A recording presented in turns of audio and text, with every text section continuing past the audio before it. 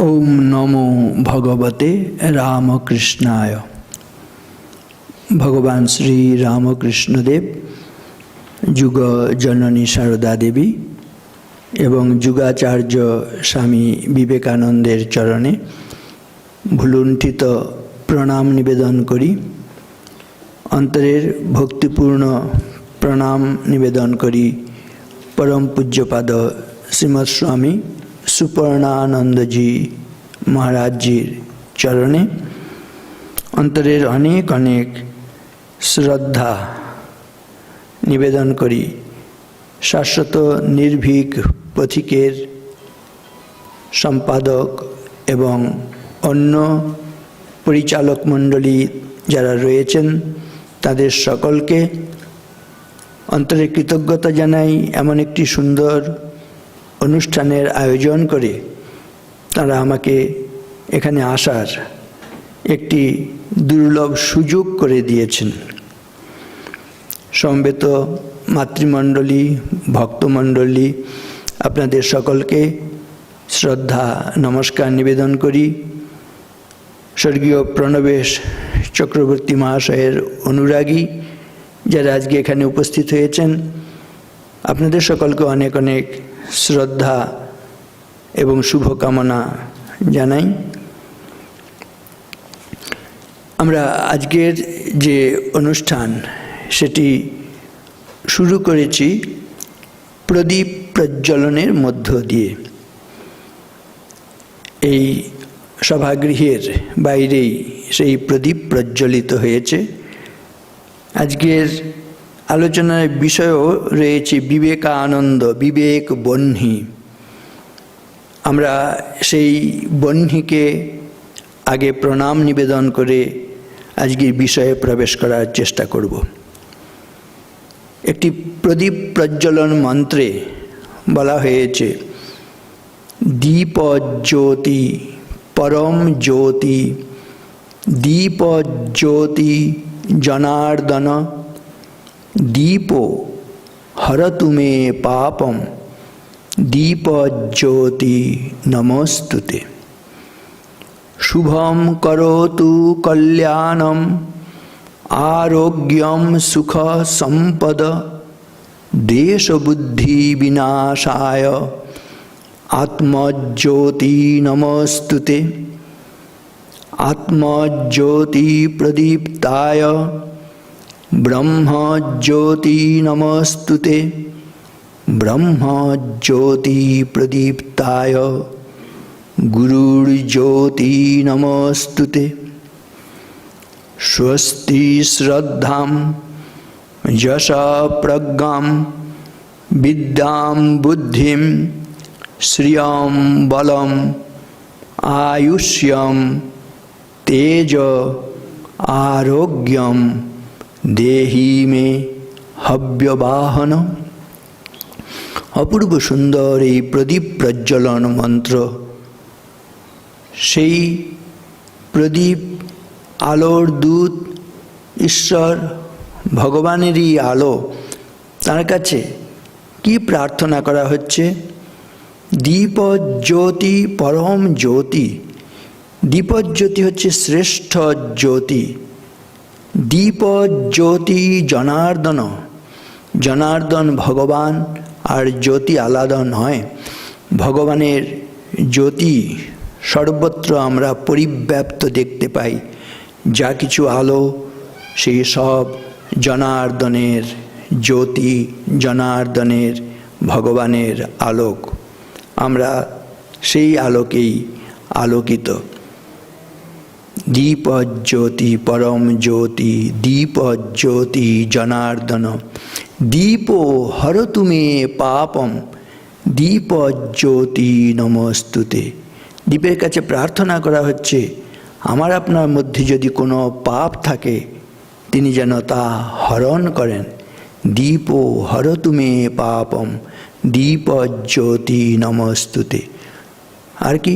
শুভম করোতু কল্যাণম, তুমি শুভ বিধান করো, কল্যাণ বিধান করো। শুভম করোতু কল্যাণম আরোগ্যম সুখ সম্পদ, আমাদের আরোগ্যের অধিকারী করো, সুখ সম্পদের অধিকারী করো। আরোগ্যম সুখ সম্পদ, আর কি? দেশ বুদ্ধি বিনাশায় আত্মজ্যোতি নমস্তুতে। জগতে যে এত দুঃখ রয়েছে, এর মূলে রয়েছে আমাদের মধ্যে বিদ্বেষ ভাব। ওই অন্তর হতে বিদ্বেষ বিষ নাশ। দেশ বুদ্ধি বিনাশায় আত্মজ্যোতি নমস্তুতে। এই ভেতরের বিদ্বেষকে দূরীভূত করার জন্য ভেতরের যে জ্যোতি রয়েছে তাকে আমরা নমস্কার করি। দেশ বুদ্ধি বিনাশায় আত্মজ্যোতি নমস্তুতে। আত্মজ্যোতি প্রদীপ্তায় ব্রহ্মজ্যোতি নমস্তুতে। ব্রহ্মজ্যোতি প্রদীপ্তায় গুরুর্জ্যোতি নমস্তুতে। আত্মজ্যোতিকে প্রদীপ্ত করার জন্য ব্রহ্মজ্যোতিকে নমস্কার করি এবং ব্রহ্মজ্যোতিকে প্রদীপ্ত করার জন্য গুরুর জ্যোতিকে নমস্কার করি। এ যুগে গুরু হচ্ছেন ভগবান শ্রীরামকৃষ্ণ। তাঁর প্রণাম মন্ত্র বলা হয় সংসারার্ণব ঘোরে য কর্ণধার স্বরূপক নমস্তু রামকৃষ্ণায় তস্मै শ্রী গুরবে নমঃ। সংসার সমুদ্রে যিনি কর্ণধার স্বরূপ গুরুরূপী সেই শ্রীরামকৃষ্ণকে প্রণাম। আর তাঁরই আশীর্বাদে স্বামী বিবেকানন্দ, তিনি নিজেকে আলোকিত করে আমাদের মধ্যে সেই আলোর বিচ্ছুরণ ঘটিয়েছেন, তার প্রকাশ সঞ্চার ঘটিয়েছেন। সেজন্য স্বামী বিবেকানন্দের প্রণাম মন্ত্র উচ্চারণ করতে চাই এখন, যেখানে বলা হচ্ছে পরতত্ত্বে সদা লীনো রামকৃষ্ণ সমাজ্ঞয়া यो ধর্মস্থাপনরত বীরেশম ত্বং নমাম্যহম। এর অর্থ কি? যিনি পরম তত্ত্ব, শ্রেষ্ঠ তত্ত্বে, ঈশ্বর তত্ত্বে, ব্রহ্ম তত্ত্বে লীন হয়ে থাকতে চাইলেও ভগবান শ্রী রামকৃষ্ণের নির্দেশে ধর্ম স্থাপন রূপ কর্মে নিজেকে যুক্ত করেছেন, সেই বিবেকানন্দকে প্রণাম। পরতত্ত্বে সদা লীনো রামকৃষ্ণ সমাজ্ঞয়া यो ধর্মস্থাপনরত বীরেশম ত্বম নমাম্যহম। বীরেশ্বর বিবেকানন্দকে প্রণাম। আমি এই বীরেশ্বর বিবেকানন্দের উদ্দেশ্যে আজকের যে বিষয় বলা হয়েছে বিবেকানন্দ, বিবেক বহ্নি, এটাকে বলতে চাই বিবেক কথাটিকে একটু ব্যাখ্যা করে। বিবেকানন্দ মানেই হচ্ছে বিবেক জাত আনন্দ। তার আগে প্রণবেশ চক্রবর্তী স্মারক ভাষণ, যেহেতু প্রণবেশ চক্রবর্তী স্মারক বক্তৃতা বলে বলা হয়েছে আজকের এই বক্তৃতা বা ভাষণটিকে, প্রণবেশবাবুর উদ্দেশ্যে আমার অন্তরের শ্রদ্ধা নিবেদন করি। তার সঙ্গে যে খুব বেশি আমার মেলামেশা হয়েছে তা নয়, কিন্তু তার আমি স্নেহ লাভ করেছি এবং তার স্নেহটা আমার কাছে একটা বিরাট প্রাপ্তি। আমি যখন নাকি তার ভাষণ শুনতাম, আমার শরীর মনে একটা শিহরণ জাগত এবং অনেক সময় মনে হয়েছে তার মতন এমন কণ্ঠস্বর, এমন উদাত্ত বাণী, এর দ্বারা যদি আমি নিজেকে সমৃদ্ধ করতে পারতাম তাহলে আমার জীবন ধন্য হতো। তিনি কৃপা করে আমি বলবো অন্তত দুবার আমাকে নিয়ে গিয়েছেন রানাঘাটে, সেই চূর্ণী নদীর তীরে, যেখানে শ্রীরামকৃষ্ণ স্বয়ং সেখানে সেবা কাজ করেছেন। ওই যে শিব জ্ঞানে জীবের সেবার কথা নয়ননাথ শুনে সেই কথা তিনি প্রচার করবেন বলে অঙ্গীকার করেছিলেন, সেটিকে কার্যকর করবেন বলে ব্রত গ্রহণ করেছিলেন। সেই সেবার কাজ শ্রীরামকৃষ্ণ স্বয়ং যেখানে আরম্ভ করেছিলেন, সেই কলাইঘাটা চূর্ণী নদীর তীরে, সেখানে তিনি আমাকে নিয়ে গেছেন। রানাঘাটের ওই বিবেকানন্দের একটি মূর্তি আছে, আপনারা যখন নাকি এই NH-34 পাশ দিয়ে যান, অনেক সময় ডান দিকে লক্ষ্য করলে অনেকেই দেখেছেন নিশ্চয়ই। এখনও সেই মূর্তি আছে, যদিও সেখানে খুব ভালো যে সংরক্ষিত হচ্ছে সেরকম আমাদের মনে হয় না, কিন্তু তা হলো সেই জায়গায় স্বামীজির মূর্তির পাদদেশে প্রণবেশবাবুর সামনে, অন্য যারা বিবেকানন্দ অনুরাগী তাদের সামনে আমার জীবনের যখন নাকি এই বলার ক্ষেত্রে হাতে খড়ি, সেই সময় কিন্তু তিনি আমাকে নিয়ে গেছেন, এখানে নিয়ে গেছেন এবং কলাইঘাটায় নিয়ে গেছেন। সেই স্মৃতি আমার কাছে অমলিন হয়ে রয়েছে। তার সেই কণ্ঠস্বর আমার প্রাণে এখনও অনুরণন জাগে।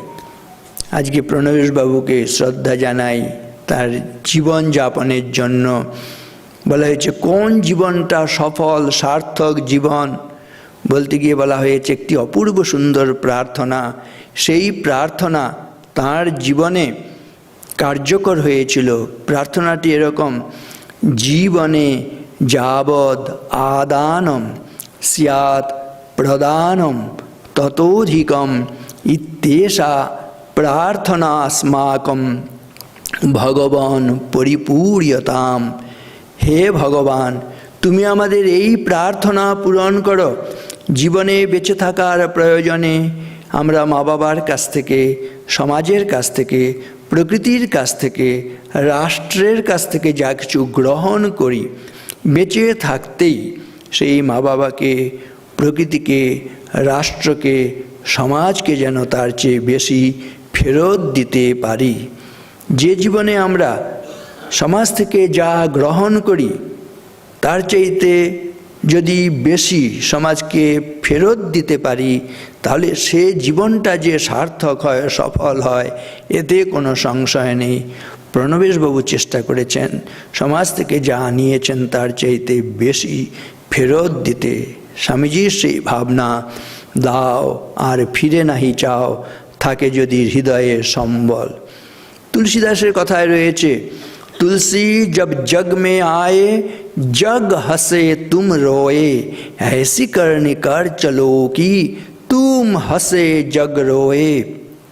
হে তুলসী, তুমি যেদিনে ভূমিষ্ঠ হয়েছিলে, ভূমিষ্ঠ হয়ে তুমি ক্রন্দন করেছিলে, কিন্তু সারা জীবন তুমি এমন কাজ করে যাও, তুমি কাঁদবে না। পৃথিবীর রঙ্গমঞ্চ ছেড়ে যখন চলে যাবে, তুমি হাসতে হাসতে এই রঙ্গমঞ্চ ত্যাগ করবে, কিন্তু তোমার বিরহে অন্য সকলে জগৎবাসী তারা কাঁদবে। কেননা তুমি শুধুমাত্র নিজের স্বার্থে জীবন যাপন করনি, পরের কারণে স্বার্থ দিয়া বলি, এ জীবন মন সকলই দাও, তার মতো সুখ কোথাও কি আছে, আপনার কথা ভুলিয়া যাও। পরের কারণে মরণেও সুখ, সুখ সুখ করি কেঁদনার, যতই কাঁদিবে যতই ভাবিবে ততই বাড়িবে হৃদয় ভার। অপরের মুখ হাসি ভরা দেখে পারো না মুছিতে নয়নধার, পরহিতব্রতে পারো না রাখিতে চাপিয়া আপন বিষাদ ভার।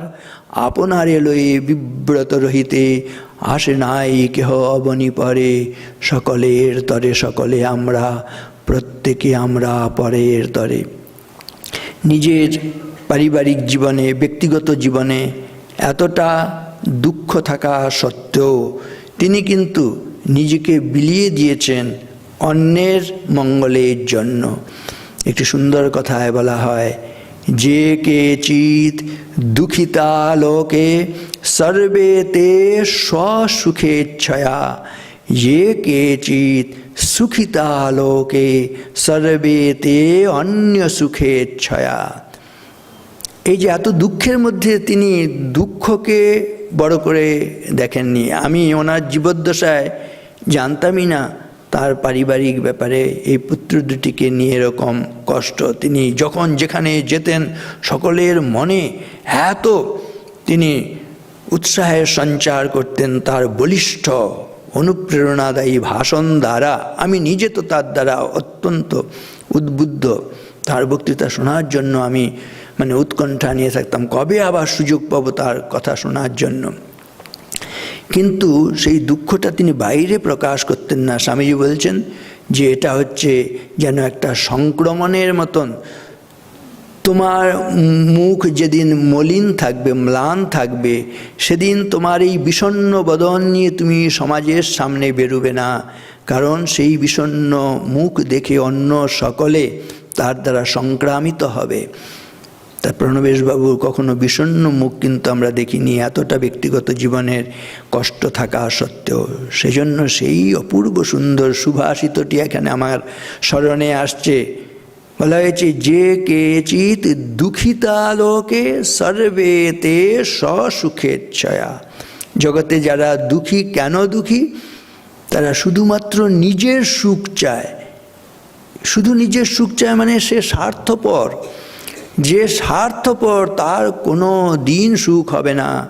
স্বার্থপর ব্যক্তি যেখানে যাবেন সেখানেই দুঃখ তাকে তাড়া করবে। আর একজন মানুষও যদি কেউ মনে করেন নিজে সুখী, বা আমরা সেই মানুষটিকে সুখী দেখি, কেন তিনি সুখী? বলা হয়েছে, যে কেচিৎ সুখিতা লোকে সর্বেতে অন্য সুখেচ্ছয়া। যিনি অন্যের সুখ ইচ্ছা করবেন, অন্যের মঙ্গলের জন্য কাজ করবেন, তারই হচ্ছে প্রকৃত সুখ। তা প্রণবেশবাবু এত দুঃখের মধ্যে, তার মধ্যে কি করে যে আনন্দে থাকতেন, সুখে থাকতেন, কেন? তিনি অন্যের জন্য জীবন যাপন করেছেন। এটি হচ্ছে রহস্য, অপূর্ব সুন্দর। এটি আমাদের প্রত্যেকের একেবারে ধ্যানে জ্ঞানে আমাদের থাকা দরকার। এই সুখের কারণ কি, দুঃখের কারণ কি? যে কেচিৎ দুঃখিতা লোকে সর্বেতে সসুখেচ্ছয়া। নিজের সুখ চাইলে, স্বার্থপর হলে দুঃখ পেতেই হবে। আর যে কেচিৎ সুখিতা লোকে সর্বেতে অন্য সুখেচ্ছয়া। আমরা যদি অন্যের সুখ চাই, তাহলে আমরা যে সুখী হব এতে কোনো সন্দেহ নেই। সুখ লাভের এটি হচ্ছে সর্বোৎকৃষ্ট উপায়। অন্যকে সুখী করলে আমরা সুখ লাভ করবই। ভগবানের সংজ্ঞায়, ঈশ্বরের সংজ্ঞায় হরির মাহাত্ম্য বর্ণনা করতে গিয়ে বলা হয়, অন্য দুঃখেন যো দুঃখী, যো অন্য হর্ষেন হর্ষিত, স এব জগতাম ঈশ নর রূপ ধরো হরি। কে হরি, কে নারায়ণ, কে ভগবান? না, অন্যের দুঃখে যিনি দুঃখী, অন্যের সুখে যিনি সুখী, তিনি হরি, তিনি নারায়ণ, তিনি ভগবান। ভগবান আমাদের দুঃখে দুঃখী, জগৎবাসীর দুঃখে দুঃখী। তিনি আমাদের সুখে সুখী, জগতের মানুষের সুখে সুখী, তার ভক্তের সুখে, তার সন্তানের সুখে সুখী। Happiness shared, happiness doubled. সরো শেয়ার্ড, সরো হাফড। অপূর্ব সুন্দর এই ভাবনা। Happiness shared, happiness doubled. যদি আমরা সুখকে ভাগ করে নিই, সুখ দ্বিগুণ, 4 গুণ, 8 গুণ, 16 গুণ পর পর পর পর এভাবে বাড়তে থাকবে। আবার সরো শেয়ার্ড, সরো হাফড। দুঃখকে যদি আমরা আবার ভাগ করি, তাহলে দুঃখ অর্ধেক হবে, তারও কম, তারও কম, আস্তে আস্তে দুঃখটা আস্তে আস্তে একেবারে কমে যাবে। এটাই হচ্ছে মূল। Happiness shared, happiness doubled. প্রণবেশবাবু এই হ্যাপিনেসকে শেয়ার করতেন। স্বামীজির সেই অগ্নি বর্ষী যে বাণী, সেটাকে তিনি অগ্নিবর্ষী ভাষাতেই তিনি সকলকে শুনিয়ে মুগ্ধ করতেন। তিনি শেয়ার করতেন হ্যাপিনেস শেয়ার্ড, হ্যাপিনেস ডাবলড। সরো শেয়ার্ড, এই দুঃখ যখন নাকি মানুষের, সেই সেবা কাজে নিজেকে যুক্ত করেছেন। এই সরো শেয়ার্ড, সরো হাফড, সেজন্য তাঁর জীবন ধন্য। আরেকটি সুন্দরভাবে বলা হয়, কোন জীবনটা সফল, সার্থক, ধন্য? বলা হয়েছে, জীবিতে যস্য জীবন্তি বিপ্রা মিত্রাণি বান্ধবা, সফলম জীবিতম তস্য আত্মার্থে কো ন জীবতি। জীবিতে যস্য জীবন্তি বিপ্রা মিত্রাণি বান্ধবা, যিনি বেঁচে থাকলে বিপ্র মিত্র বন্ধু বান্ধব সকলে বেঁচে থাকেন, তিনি সত্যিকারে বেঁচে থাকেন। কাকোপি কিং ন কুরুতে চঞ্চুয়া সোদর পূরণম, কাকেরা বকেরাও কি শুধু নিজের উদরপূর্তির জন্য বেঁচে থাকে না? আমরাও কি শুধু নিজের উদরপূর্তির জন্য বেঁচে থাকব? এটা হলে তো আমার কীট পতঙ্গ পশু পাখির জন্মের চাইতে আলাদা কিছু হলো না। সেজন্য বলা হয় তরবোপিহি জীবন্তি জীবন্তি মৃগপক্ষিণ সজীবতি মনোজস্য মননেন হি জীবতি। যদি আমরা মননের জগনে বেঁচে থাকি তাহলে সত্যিকারের বেঁচে থাকি। তা নাহলে দেখবেন সাধারণ মানুষের মন, অন্য ইতর প্রাণীর মন, বলা হচ্ছে লিঙ্গ গুহ্য নাভি, এই মানসিক অবস্থার একেবারে নিম্নভূমি যেগুলো, সেগুলোর মধ্যেই কিন্তু ইতর প্রাণীর মন, এবং মানুষের মধ্যে যারা অপেক্ষাকৃত অনালোকিত, আলোকপ্রাপ্ত হয়নি, তাদের মন কিন্তু ওই জৈবিক ভাবের মধ্যে সীমাবদ্ধ, লিঙ্গ গুহ্য নাভি। কিন্তু ইচ্ছে করলে মানুষ ওই নাভি থেকে মনটাকে হৃদয়ে, হৃদয় থেকে কণ্ঠে, কণ্ঠ থেকে ভ্রু মধ্যে আজ্ঞা চক্রে সহস্রারে মস্তক শীর্ষ, এতগুলো উচ্চ ভূমি আছে এবং সেখান থেকেও তিনি অতিক্রম করে যেতে পারেন, এই সম্ভাবনা রয়েছে। আজকে বিবেক বহ্নিতে আমরা আলোকিত হব। স্বামী বিবেকানন্দ বলছেন, religion is a idea which is raising a brute unto a man and man unto a God. Swamiji ধর্মের সংজ্ঞায় বলছেন, ধর্ম হলো এমন একটি ভাব যা পশুকে মানুষে এবং মানুষকে দেবতায় পরিণত করে। আমাদের প্রত্যেকের মধ্যে এই জৈবী ভাব রয়েছে, এতে কোনো সন্দেহ নেই। কিন্তু এই জৈবী ভাব থেকে আমরা প্রত্যেকে নিজেদের দৈবী ভাবে উন্নীত করতে পারি, এই সম্ভাবনাটা ঈশ্বর আমাদের মধ্যে দিয়ে পাঠিয়েছেন। যিনি নাকি এই জৈবী ভাব থেকে দৈবী ভাবে নিজেকে উন্নীত করার জন্য সচেষ্ট হন, সেটাই হচ্ছে সত্যিকারের জীবন। স্বামীজি বলছেন, life is unfoldment and development of a being under circumstances tending to press it down. গোটা বিশ্ব প্রকৃতি চাইছে আমাদের অবদমিত করে রাখতে, কিন্তু তার মধ্যে যিনি নাকি উঠবেন, ওপর দিকে নিজের উত্থান ঘটাবেন, উন্নয়ন ঘটাবেন, তিনি হচ্ছেন সত্যিকারের জীবনের অধিকারী। সেজন্য বলছে তরবোপিহি জীবন্তি জীবন্তি মৃগপক্ষিণ। তরবে তরুলতা, এরা বেঁচে থাকে। জীবন্তি মৃগপক্ষিণ, মৃগ হচ্ছে পশু পক্ষী, তাহলে তরুলতা পশু পক্ষী এরা বেঁচে থাকেন। তাই এদের সঙ্গে মানুষের বেঁচে থাকার পার্থক্য কি না, তরুলতা পশু পাখি এরা মননের জগতে, চিন্তার জগতে, বিচার বিবেকের জগতে বাঁচতে পারে না। এরা প্রবৃত্তির বশবর্তী হয়ে চলে, ইনস্টিংক্টের মধ্যে তাদের মানসিকতা সীমাবদ্ধ।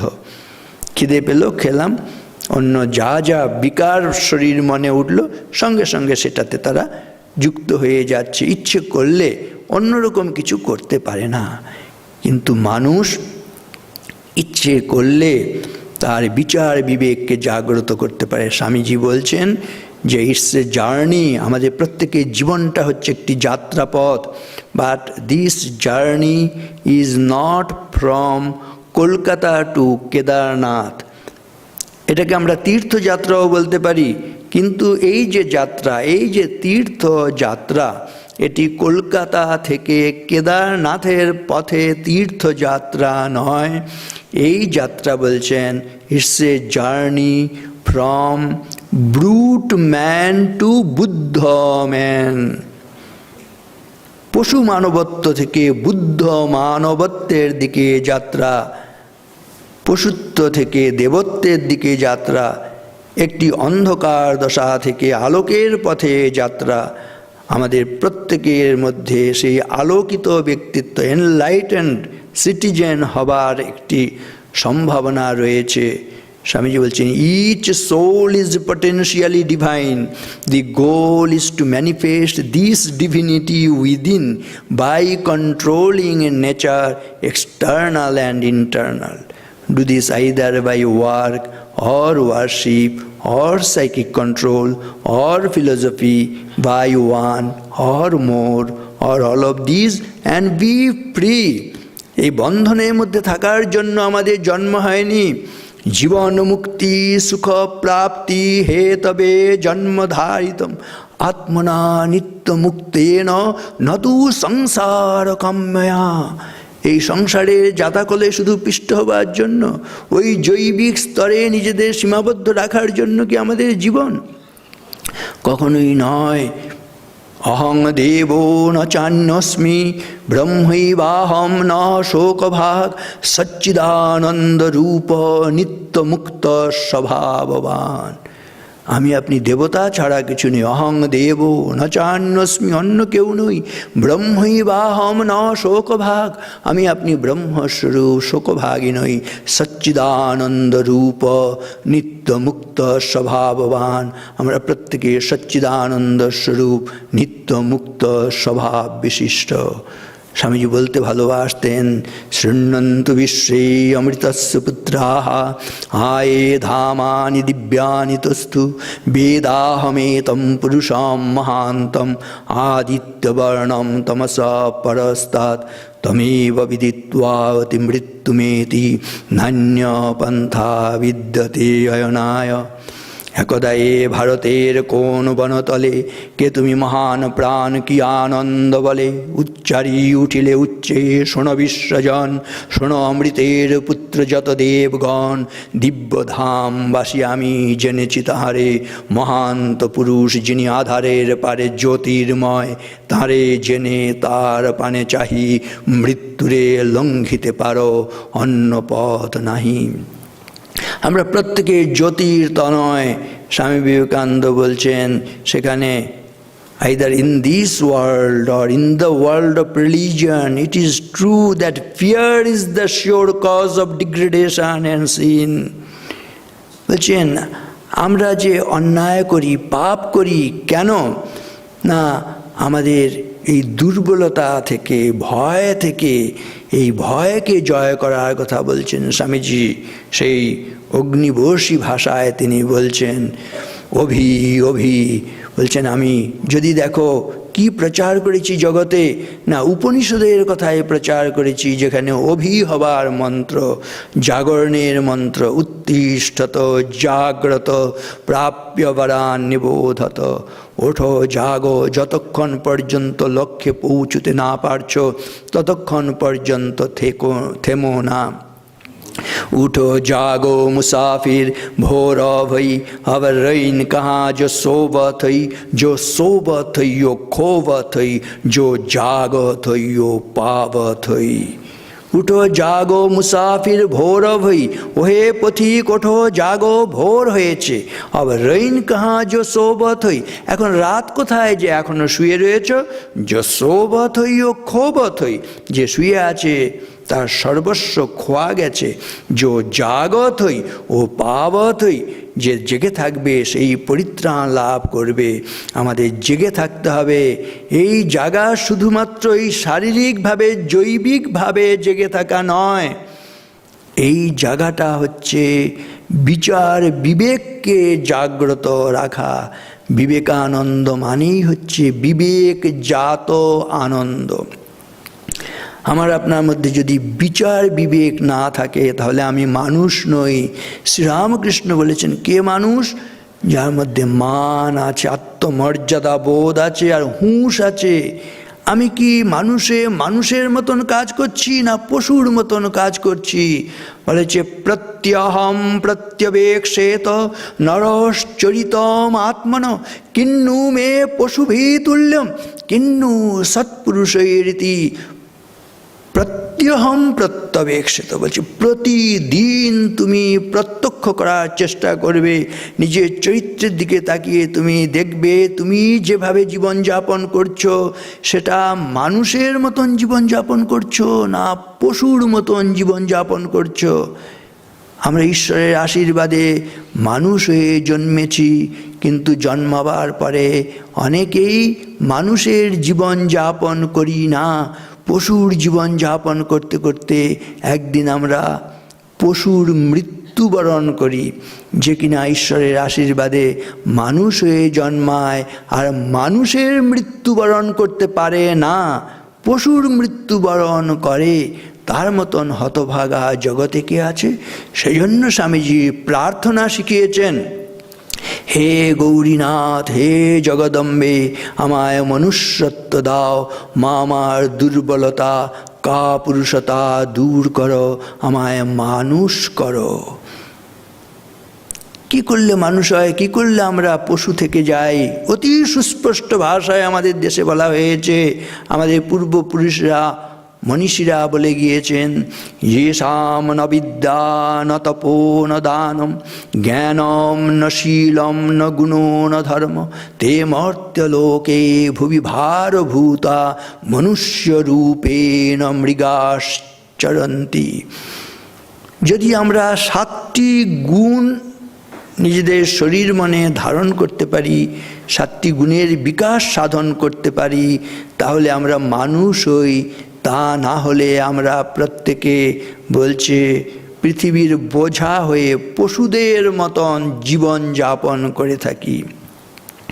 কোন গুণগুলো না থাকলে আমরা পশু থেকে যাই? বলা হচ্ছে যে সাম ন বিদ্যা, বিদ্যা লাভ না করলে আমরা পশু থেকে যাই। পশুরা ইচ্ছে করলে বিদ্যা লাভ করতে পারে না, মানুষ ইচ্ছে করলে বিদ্যা লাভ করতে পারে। যে মানুষ বিদ্যা লাভ করবে না সে পশু থেকে গেল। এই বিদ্যার মধ্যে আবার ভাগ রয়েছে, দে বিদ্যে বেদিতব্যে পরাচৈবা পরাচ। পরাবিদ্যা অপরাবিদ্যা, স্কুল কলেজের বিদ্যা অপরাবিদ্যা, আর ঈশ্বর সম্বন্ধে বিদ্যা ব্রহ্মবিদ্যা সেটি হচ্ছে পরাবিদ্যা। দুটিরই প্রয়োজন রয়েছে। Western science coupled with Vedanta, Brahmacharya as the guiding motto, and above all love. এই হৃদয়ী সে নীলাচল, কাশী মথুরা বৃন্দাবন, বুদ্ধ গয়ায়ে জেরুজালেমে, মদিনা কাবা ভবন, মসজিদ এই মন্দির এই গির্জা এই হৃদয়, এইখানে বসে ঈশামুষা পেল সত্যের পরিচয়। এই রণভূমি বাঁশির কিশোর গাহিলেন মহাগীতা, এই মাঠে হলো মেষের রাখাল নবীরা খোদার মিতা। এই হৃদয়ের ধ্যান গুহা মাঝে বসিয়া সাক্ষ্যমুনি, ত্যাজিল রাজ্য মানবের মহাবেদনার ডাক শুনি। এই কন্দরে আরব দুলাল শুনিতেন আহ্বান, এইখানে বসে গাহিলেন তিনি কোরআনের সামগান। মিথ্যা শুনিনি ভাই, এই হৃদয়ের চেয়ে বড় কোনো মন্দির কাবা নাই। স্বামীজি বলছেন, all expansion is life, all contraction is death. সম্প্রসারণী জীবন, সংকোচনী মৃত্যু। যখন এই হৃদয় এটা বিকশিত হবে তখন সত্যিকারে আমাদের বিদ্যা হয়েছে। তাই যেসাম ন বিদ্যা ন তপ। পশুরা ইচ্ছে করলে তপস্যা করতে পারে না, মানুষ ইচ্ছে করলে তপস্যা করতে পারে। যে মানুষ তপস্যা করবে না সে পশু। তপস্যা কথাটার যে ব্যাখ্যা যদি করা যায়, তপ মানে তাপ উৎপন্ন হবে। আমরা এসি ঘরে বসে থাকলে কি তাপ উৎপন্ন হবে না? আমরা যদি আমাদের কর্মক্ষেত্রে গিয়ে কাজ করি, যারা চাষি তারা যখন নাকি ওই জমিতে গিয়ে চাষ করেন তখন তাদের দেখবেন শরীরে তাপ উৎপন্ন হয়। কারখানায় শ্রমিক যখন নাকি গিয়ে তিনি কাজ করেন তার শরীরে তাপ উৎপন্ন হয়। বলা হচ্ছে ইন্সপিরেশন, অ্যাসপিরেশন, পার্সপিরেশন। ইন্সপিরেশন বাইরে থেকে আসবে, অ্যাসপিরেশন ভেতর থেকে আসবে, তারপরে পার্সপিরেশন অধ্যবসায়, তপস্যা। যা করলে মঙ্গল হয়, করতে ভালো লাগে না, চাষ করতে ভালো লাগবে না, পরিশ্রম করতে ভালো লাগবে না, কিন্তু সেই পরিশ্রম করলে তবে আমাদের কল্যাণ হবে, এটাই তপস্যা। যা করতে ভালো লাগবে না কিন্তু করলে আমাদের কল্যাণ হবে। কারখানায় গিয়ে কাজ করতে সবসময় আমাদের ভালো লাগবে না, কিন্তু ওই কারখানায় কাজ করলে এই শিল্পজাত দ্রব্য উৎপাদিত হবে, আমাদের এই সমাজ সংসার এগুলোতে যে ভোগ্য পণ্য সেগুলো তখন উৎপাদিত হবে। কিন্তু এর জন্য অধ্যবসায় প্রয়োজন। যে অধ্যবসায় করবে না, কুঁড়েমি করবে, সে কখনো মানুষ হবে না।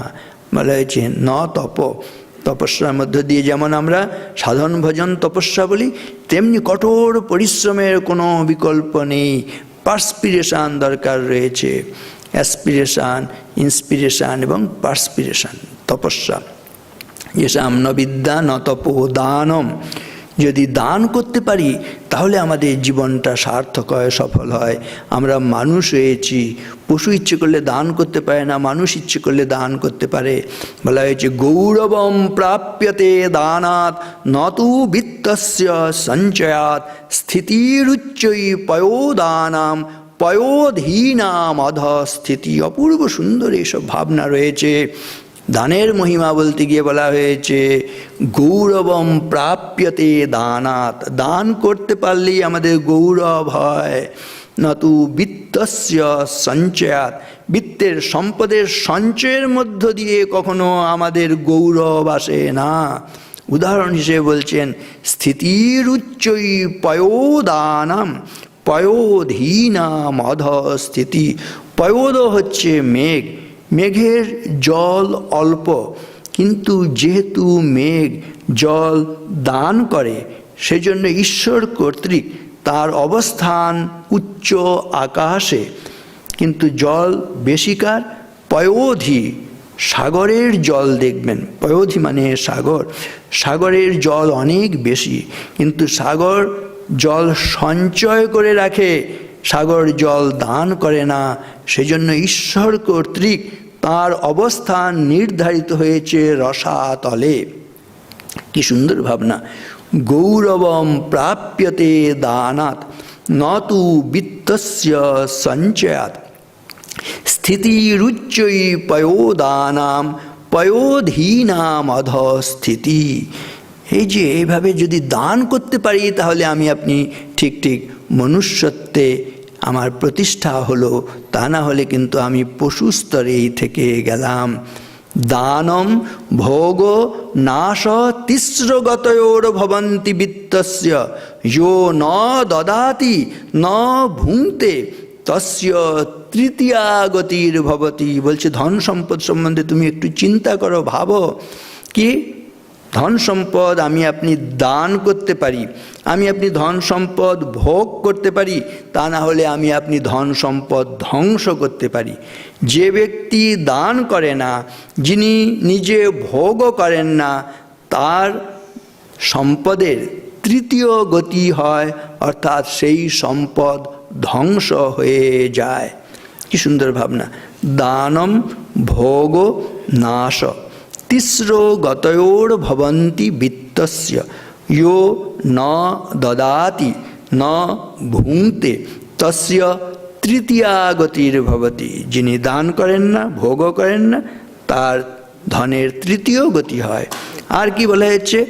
আদানস্য প্রদানস্য কর্তব্যস্য চ কর্মণ ক্ষিপ্রম অক্রিয়মাণস্য কালো পিবতি তদ্রসম। আদানস্য মানে যেটি আদান করতে হবে, গ্রহণ করতে হবে। প্রদানস্য যেটা হচ্ছে প্রদান করতে হবে। বলছে যদি আমরা সময়ের কাজ সময়ে না করি, পরে যদি সংগঠিত করি, আমার কর্তব্য কর্ম এখন করা প্রয়োজন, এটা না করে আমি ফেলে রাখলাম, পরে করলাম। বলছে কালো পিবতি তদ্রসম। একজনকে আপনি সাহায্য করবেন, মাধ্যমিক পরীক্ষা দেবে, ফিজটা তার নেই, আপনি সাহায্য করলেন, আপনি আমি বলে দিলাম না এখন আমি দিতে পারবো না, তার তো ওই সময় প্রয়োজন, তার 1 মাস পরে সে পরীক্ষা দেবে, 1 মাস পরে দিলে সেটা আর কোনো সেরকম ফলবতী হবে না। সেজন্য বলছে আদানস্য প্রদানস্য কর্তব্যস্য চ কর্মণ ক্ষিপ্রম অক্রিয়মানস্য কাল পিবতি তদ্রসম। সেজন্য বলে একটা বিবেকানন্দ মানেই হচ্ছে বিবেক। এই বিচার বিবেককে যদি আমি আপনি জাগ্রত রেখে চলি তাহলে সত্যিকারের আমাদের বিবেকানন্দ অনুশীলন হয়। বলা হয়েছে কাম ক্রোধশ্চ লোভশ্চ দেহে তিষ্ঠন্তি তস্করা জ্ঞানরত্নমপহারী তস্মাৎ জাগ্রত। জাগ্রত, স্বামীজি তো জাগরণের কথা বলছেন। এই জাগরণ শুধুমাত্র জৈবিকভাবে না, মানসিকভাবে আমাদের জেগে থাকতে হবে। তা না হলে কি হবে? বলা হচ্ছে আমার আপনার শরীরের মধ্যে এই ইন্দ্রিয়গুলো প্রবল আকারে রিপুগুলো রয়েছে। কাম ক্রোধ লোভ মোহ মদ মাৎসর্য বলা হচ্ছে। কাম ক্রোধশ্চ লোভশ্চ দেহে তিষ্ঠন্তি তস্করা। এরা দস্যুর মতন আমার আপনার শরীরেই অবস্থান করছে। আর কি করে? এমনি বাইরের দস্যু এলে কি আমাকে আপনাকে আঘাত করে বাইরের সম্পদ নিয়ে চলে যায়। ডাক্তারবাবুর কাছে গেলে ইঞ্জেকশন নিলে, হ্যাঁ ব্যান্ডেজ করলে, অপারেশন করলে, ট্যাবলেট খেলে সেই ক্ষত সেরে যায়। আবার সুস্থ হয়ে গিয়ে আমরা ধন সম্পদ উপার্জন করতে পারি। কিন্তু বলা হচ্ছে কারো মধ্য থেকে যদি ওই বিচার বিবেকটা যদি চলে যায়, সে মানুষ কি আর মানুষ থাকে? সে তখন পশু হয়ে যায়। সেজন্য বলছে কাম ক্রোধশ্চ লোভশ্চ দেহে তিষ্ঠন্তি তস্করা। দেহের মধ্যে এই তস্কররা দস্যুরা বাস করছে। এরা ঘর শত্রু বিভীষণ কি করছে না, এরা অন্য সম্পদ কিছু নিয়ে যাচ্ছে না, বাইরের ধন সম্পদ নিয়ে যাচ্ছে না। মানুষের মধ্যে যেটা মনুষ্যত্ব সম্পদ, জ্ঞানরত্ন, বিচার বিবেক, সেই বিচার বিবেককে হরণ করে নেয়। কাম ক্রোধ লোভ মোহ মদ মাৎসর্য এরা আমাদের বিচার বিবেককে নষ্ট করে দেয়। হুঁশটা চলে যায়। ইয়া দেবী সর্বভূতেষু ভ্রান্তি রূপেণ সংস্থিতা। তখন যে কি করছি কিছু ঠিক থাকে না। সেজন্য ইয়া দেবী সর্বভূতেষু বুদ্ধিরূপেণ সংস্থিতা। এই বিবেকানন্দের চর্চা মানে আমাদের বুদ্ধিটা শুদ্ধ হবে, অগ্নি শুদ্ধ হবে। মহারাজজি কথায় বলছিলেন না, পাবক, পাবক হচ্ছে অগ্নি, পবিত্র করবে আমাদের জীবন। স্বামীজিকে অনুধ্যান করলে পবিত্র হবে, শুদ্ধ হবে। স্বামীজি বলছেন truth, purity and unselfishness, wherever these are present, there is no power below or above the sun to crush the possessor thereof. Equipped with these, one individual is able to face the whole universe in opposition. বলছেন truth, purity and unselfishness, সত্য, পবিত্রতা এবং নিঃস্বার্থপরতা, এই তিনটি জিনিস যদি কারো মধ্যে থাকে, সূর্যের নিচে এবং সূর্যের ওপরে এমন কোনো শক্তি নেই তাকে হচ্ছে অবদমিত করতে পারে। আর কোনো ব্যক্তি যদি এই তিনটি অর্থাৎ সত্য, পবিত্রতা এবং নিঃস্বার্থপরতা দ্বারা যদি সজ্জিত হন, সারা বিশ্ব ব্রহ্মাণ্ড যদি তার বিরুদ্ধে দাঁড়ায়, এককভাবে যার মধ্যে সত্য, পবিত্রতা এবং নিঃস্বার্থপরতা রয়েছে, তিনিই জয়ী হবেন। সেজন্য বলে holiness is the highest and divinest power in earth and in heaven. ভারতবর্ষটা যে টিকে রয়েছে কিসের শক্তিতে? পবিত্রতার শক্তিতে। অন্য সব সভ্যতাগুলো দেখুন, মিশরের সভ্যতা, রোমের সভ্যতা, গ্রিসের সভ্যতা খুঁজে পাবেন না। ভারতের সভ্যতা আজও টিকে আছে কিসের শক্তিতে? বলা হচ্ছে পবিত্রতার শক্তিতে। এবং এই পবিত্রতা কারা ভারতবর্ষে বেশি বজায় রাখেন? পুরুষেরা না নারীরা? দেখবেন অনেক ক্ষেত্রে পবিত্রতা পুরুষরা যত না বজায় রাখছেন, নারীরা অনেক বেশি পবিত্রতা বজায় রাখার জন্য তারা জন্মাবধি চেষ্টা করেন। সেজন্য বলা হয়েছে রাষ্ট্রস্য সুদৃঢ়া শক্তি সমাজস্য চ ধারিণী ভারতে সংস্কৃতে নারী মাতা নারায়ণী সদা। কি অপূর্ব সুন্দর! রাষ্ট্রস্য সুদৃঢ়া শক্তি, একটা রাষ্ট্রের সবচেয়ে বড় শক্তি বলছেন। সমাজস্য চ ধারিণী, সমাজের ধারক বাহক রক্ষাকর্তাকে। ভারতবর্ষের সংস্কৃতি বলছে নারী শক্তি, মাতৃশক্তি, পবিত্রতার শক্তি, নারায়ণীর শক্তি। এজন্য ভারতবর্ষ এখনো টিকে রয়েছে। বলা হয়েছে বিদুষী, মৈত্রেয়ী, খনা, লীলাবতী, সতী, সাবিত্রী, সীতা, অরুন্ধতী, বহু বীর বালা, বীরেন্দ্র প্রসূতি, আমরা তাঁদেরই সন্ততি। অনলে দহিয়া রাখে যারা মান, পতি পুত্রতরে সুখে ত্যাজে প্রাণ, আমরা তাঁদেরই সন্ততি। কি অপূর্ব সুন্দর ভাবনা রয়েছে। আমাদের দেশে মায়েরা, দিদিরা, বোনেরা, তারা হচ্ছে আগুন জেলে নিজের চিতায় নিজেরা আত্মবলিদান দিয়েছেন, আত্মাহুতি দান করেছেন, তবু তাদের পবিত্রতা বিসর্জন দেননি। এই পবিত্রতার ভগবান আলাদা নয়। পরম ব্রহ্ম, পরম ধাম, পবিত্রম পরমম ভবান, পুরুষম শাশ্বতম দিব্যম আদিদেবম অজম বিভূম। এই ঈশ্বরের সংজ্ঞায় বলা হয়েছে পবিত্রতা একটা। অতএব যে ভারতবর্ষ টিকে রয়েছে পুরুষদের শক্তিতে যতটা নয়, এই নারীর শক্তিতে। স্বামীজি বলছেন এই নারীকে, শ্রীরামকৃষ্ণ এই নারীরই জাগরণ ঘটালেন। কিন্তু দেখুন, যখন নাকি কালী মন্দিরের থেকে কালী মূর্তিকে নব্যশিক্ষিত বঙ্গীয় যুবকেরা তারা হচ্ছে বার করে এনে রাস্তায় ছুঁড়ে ফেলে দিয়ে সেটাকে গুঁড়িয়ে দিচ্ছে, আর বলছে ওটা একটা পুতুল ছাড়া কিছু, এটা তো একটা সাঁওতাল ন্যাংটো মেয়ে ছাড়া কিছু নয়, যাকে কিনা দেবতাজ্ঞানে যুগ যুগ ধরে আমাদের দেশে পূজা করা হয়েছে। সেই জায়গায় হচ্ছে তাকে এত অবমাননা। শ্রীরামকৃষ্ণই বিশ্বের ক্রন্দন, বিচলিত নারায়ণ আখি তার অশ্রুতে ভরিল, গোলকে হলো না ঠাঁই, শিবজটাবাহী তাই শতধারা ধরণীতে ঝরিল। ওই গোলক বিহারী হরি তার আসন টলে গেল। শ্রীরামকৃষ্ণ রূপ ধরে তিনি এলেন। যে নারীকে সবচেয়েতে বেশি অপমাননা করা হয়েছে, পুড়িয়ে মারা হচ্ছে, এটা ধর্মের গ্লানি নয়। আমরা এই যুগে কি ধর্মের গ্লানি হয়েছে জানি না, কিন্তু নারীকে পুড়িয়ে মারা হচ্ছে, সতীদাহ, ওই বাল্য বিবাহ, তাদের সমস্ত অধিকার থেকে বঞ্চিত করা হচ্ছে, তাদেরকে বিনা মাইনে চাকরানির মতন ব্যবহার করা হচ্ছে। সেই যুগে নীরব প্রতিবাদ শ্রীরামকৃষ্ণ।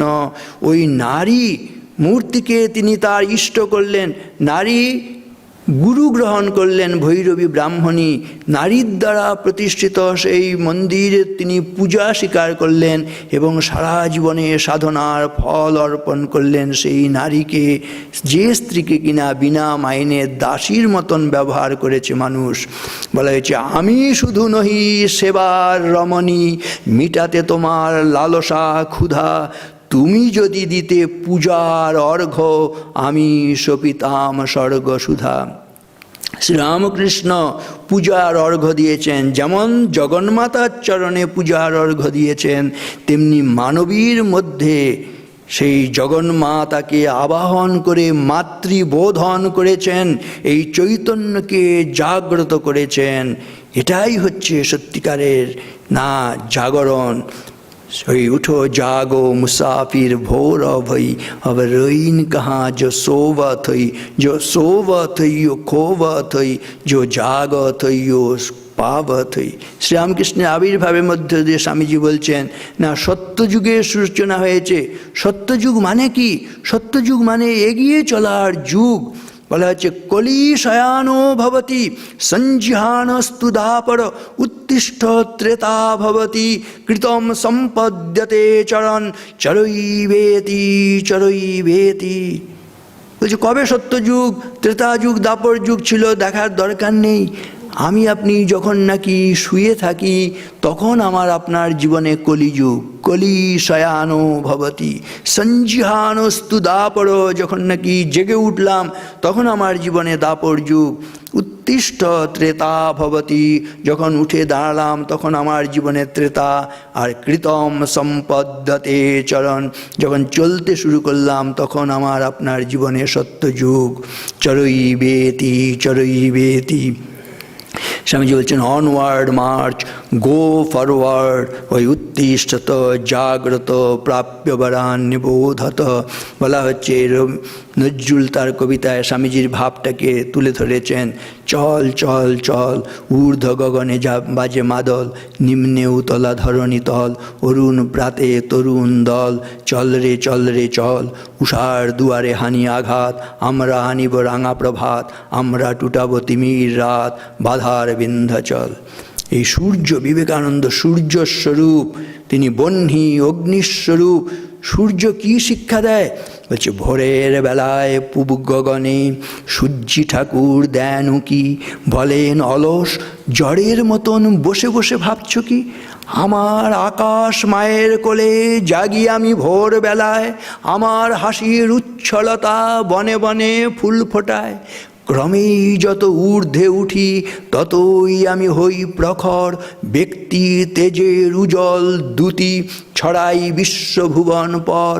রঙে রঙে রাঙাই আকাশ যখন সাঁঝে অস্ত যায়, ত্রিলোক মলিন মোর বিদায়ে যাবার বেলায় দেখতে পাই। এই বিবেকানন্দ সূর্যের উদয়ে একেবারে ভারত গগন সমুদ্ভাসিত হয়েছে, তার বিদায়ে যেন আবার সব ম্লান হয়ে যাচ্ছে। সূর্য শিক্ষা দিচ্ছে তোমার জীবন এমনি হবে।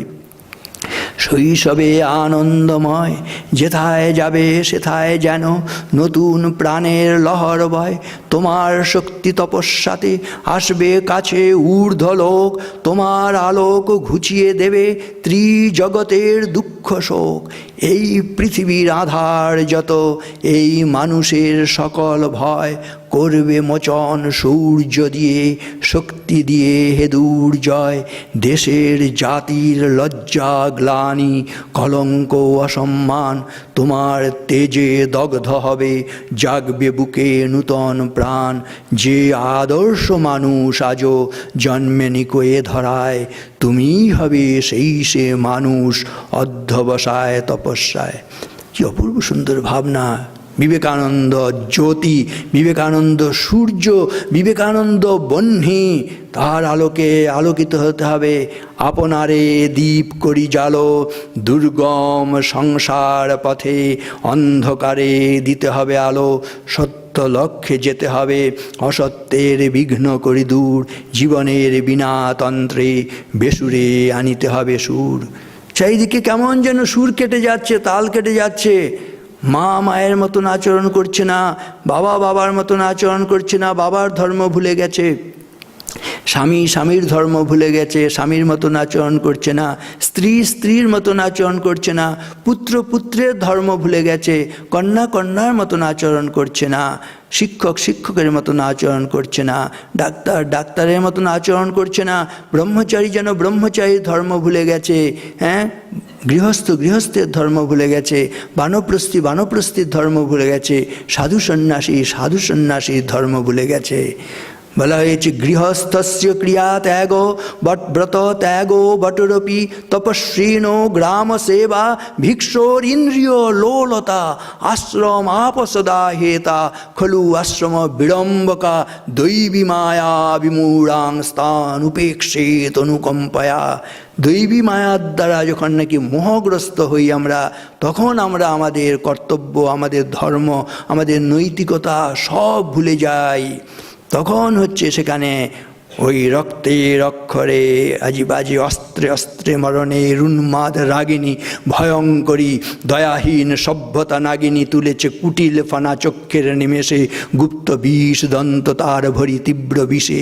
হত্যা অরণ্যের মাঝে, হত্যা লোকালয়ে, কীটের গহ্বরে, অগাধ সাগর জলে, নির্মল আকাশে, হত্যা জীবিকার তরে, হত্যা খেলা চলে, হত্যা অকারণে, হত্যা অনিচ্ছার বসে চলেছে নিখিল বিশ্ব হত্যার তাড়নে ঊর্ধ্বশ্বাসে প্রাণপণে। যখন এই ছন্দপতন হয়ে যায়, সুর কেটে যায়, তাল কেটে যায়, আমাদের বিচার বিবেক ধ্বংস হয়ে যায়, তখন হচ্ছে এই হিংসার হত্যায় ভরে যায়। সেজন্য আমাদের ওই বিবেক বহ্নিকে জাগ্রত করতে হবে। নিজেদেরকে আমাদের আলোকিত ব্যক্তিত্বে পরিণত হবার জন্য ওই বিবেকানন্দের ধ্যান করতে হবে। ওই বহ্নি, বিবেক বহ্নির কাছে প্রার্থনা করতে হবে কি আমরা অনুভব করব। এটা দিয়ে আমি শেষ করি। স্বস্তি শ্রদ্ধাম, আমাদের প্রত্যেকের মধ্যে স্বস্তি আসুক, শ্রদ্ধা আসুক। স্বস্তি শ্রদ্ধাম যশ প্রজ্ঞাম, আমাদের মধ্যে যশ আসুক, প্রজ্ঞা আসুক। বিদ্যাম বুদ্ধিম, বিদ্যা বুদ্ধি আসুক। শ্রিয়ম বলম, শ্রী সম্পদের অধিকারী হতে পারি, বলশালী হতে পারি। শ্রিয়ম বলম আয়ুষ্যম তেজ আরোগ্যম, আমাদের মধ্যে আয়ু আসুক, আমাদের মধ্যে তেজ আসুক, আমরা যেন আরোগ্যের অধিকারী হতে পারি। অপূর্ব সুন্দর প্রার্থনা। স্বস্তি শ্রদ্ধাম যশ প্রজ্ঞাম বিদ্যাম বুদ্ধিম শ্রিয়ম বলম আয়ুষ্যম তেজ আরোগ্যম দেহি মে হব্যবাহন। আমরা বিবেক বহ্নির কাছে আমরা এই প্রার্থনা করি, আমাদের স্বস্তি শ্রদ্ধা ইত্যাদি আসুক। এখানে সত্যের আনন্দরূপ গ্রন্থটি প্রকাশিত হয়েছে। অপূর্ব সুন্দর, প্রতিটি পৃষ্ঠায় পৃষ্ঠায় মহারাজজি এত সুন্দর গল্পের অবতারণা করেছেন, এত সেখানে তথ্য সন্নিবেশ করেছেন। আমি মহারাজজির সেই লেখনী, সেই শক্তি দেখে অবাক হয়েছি। কারণ হচ্ছে নিজে সত্যানন্দ, তিনি সত্যকে অনুসরণ। সত্যাদ উৎপদ্যতে ধর্ম দয়া দানাদ বিবর্ধতে সময়াধার্যতে ধর্ম ক্রোধাৎ ধর্ম বিনশ্যতে। বলা হচ্ছে মূল জায়গা শক্তি হচ্ছে সত্য। সত্যকে যে ধরে আছে সে ঈশ্বরের কোলে শুয়ে রয়েছে। স্বামীজি বলছেন সত্যের জন্য সব কিছুকে ত্যাগ করা যায়, কোনো কিছুর জন্য সত্যকে ত্যাগ করা যায় না। সেজন্য এখানে সেই অষ্টাবক্র মুনির সেই কথা, এমন কি কথা আছে যেটা দিয়ে এক কথায় তোমার ব্রহ্মজ্ঞান হতে পারবে। বলছে আমাকে এক কথায় ব্রহ্মজ্ঞানের উপদেশ দিন। এই বইয়ের মধ্যে অপূর্ব সুন্দরভাবে সেই সব কাহিনী বর্ণনা করা হয়েছে। অষ্টাবক্রকে দেখে সবাই হাসছিল। বলছেন আপনারা যারা আমাকে দেখে হাসছেন তারা কেউ চামার, তা নাহলে কসাই। সবাই ক্ষিপ্ত হয়ে গেছে, আমাদের এরকম হচ্ছে, আমরা মুনি ঋষি আর আমাদের চামার কসাই বলছে। বলছে দেখুন যুক্তি আছে কিনা। চামার কাকে বলে? যা চামড়ার দিকে দৃষ্টি। আমার চামড়াটা কদাকার দেখে তো আপনারা ব্যঙ্গ বিদ্রুপ হাসি ঠাট্টা করছেন। আর কসাইয়ের দৃষ্টি কোথায় থাকে? বলছে মাংসের দিকে। আমার থলো থলো মাংস বেরিয়ে এসছে, সেই জন্য কদাকার দেখাচ্ছে। এইটা দেখে আপনারা ব্যঙ্গ বিদ্রুপ করছেন না? আমার ভেতরের অন্তরটা দেখেছেন না? ওই বাইরের বস্তু দেখে আপনারা ব্যঙ্গ বিদ্রুপ করেছেন। সবাই লজ্জায় অধমুখ হয়ে গেল। সত্যি তো, এই জন্যই তো আমরা ব্যঙ্গ বিদ্রুপ করেছি। তিনি গিয়ে সেই গুরুর আসনে বসলেন। গুরুর আসনে বসতেই সবাই বলছে কি আপনি এরকম গুরুর আসনে বসে গেলেন? তাহলে এবারে জনক রাজা নিজে এসছেন যে আমি শর্ত দিয়েছিলাম যিনি এই আসনে বসবেন তিনি আমার গুরু হবেন, আর তাকে এক কথায় ব্রহ্মজ্ঞানের উপদেশ দিতে হবে। এক কথায় তাহলে ব্রহ্মজ্ঞানের উপদেশ কী হবে? সেই অষ্টাবক্র মুনি বললেন তোমার যা নিজস্ব সেটি তুমি আমাকে গুরু দক্ষিণা হিসেবে প্রদান করো। দেখুন আমার আপনার কোনটা নিজস্ব জগতে আছে? জনক রাজা ভাবতে শুরু করলেন, এই রাজ্য কি আমার? রাজ্য কি নিয়ে যেতে পারবো? রাজধানী আমার, এমনকি শরীরটাও আমার। বলছি বিত্তানি ভূমৌ পশবশ্চ গোষ্ঠে ভার্যা গৃহদ্বারে স্বজন শ্মশানে দেহশ্চিতায়াম পরলোকমার্গে ধর্মানুগো গচ্ছতি জীব এক এব কর্মানুগো গচ্ছতি জীব এক এব। বলছে ধন সম্পদ সব মাটিতে পড়ে যায়। বিত্তানি ভূমৌ, ভূমি মানে মাটিতে। পশবশ্চ গোষ্ঠে, এই গোশালায় এবং হাতি ঘোড়া শালার মধ্যে সেই পশুরা, পশু সম্পদ ছিল তখন।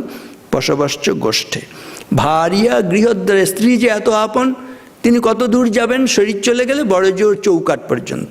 ভার্যা গৃহদ্বারে স্বজন শ্মশানে, আত্মীয় যারা তারা কত দূর যাবেন? বড় জোর শ্মশান পর্যন্ত এগিয়ে দেবেন। আর দেহ, এত যে আপনার নিজের দেহটা সে কত দূর যাবে? বলছে দেহ চিতায়াম, বড় জোর চিতা পর্যন্ত যাবে। তাহলে কি নিয়ে আমরা যাব? বলছে ধর্মানুগো গচ্ছতি জীব এক এব। কোনো ধর্ম কর্ম যদি কিছু থাকে তাহলে কর্মানুগো গচ্ছতি জীব এক এব, যদি কিছু সৎ কর্ম থাকে তার ফলটাই নিয়ে যাব।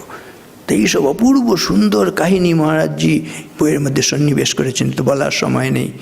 আর নিজেরা পড়লে আরও বেশি আপনারা উপলব্ধি করতে পারবেন। এই বইটি গ্রহণ করবেন সকলে। আমাকে ক্ষমা করবেন, কতটা সময় নিলে, আমাকে 1 ঘন্টা বলা হয়েছে, আমি মোটামুটি সময়ের মধ্যে আশা করি থাকতে পেরেছি। যাই হোক, তাহলেও এটা অনেকটাই সময়। তা আমি ঠাকুরমা স্বামীজির কাছে সকলের সর্বাঙ্গীন কুশল প্রার্থনা করি। মহারাজজি এতক্ষণ আমার এই বাক্যবান সহ্য করেছেন, মহারাজজিকে ভূমিষ্ঠ প্রণাম জানিয়ে ক্ষমা প্রার্থনা করি। সবাই ভালো থাকবেন, শ্রদ্ধা।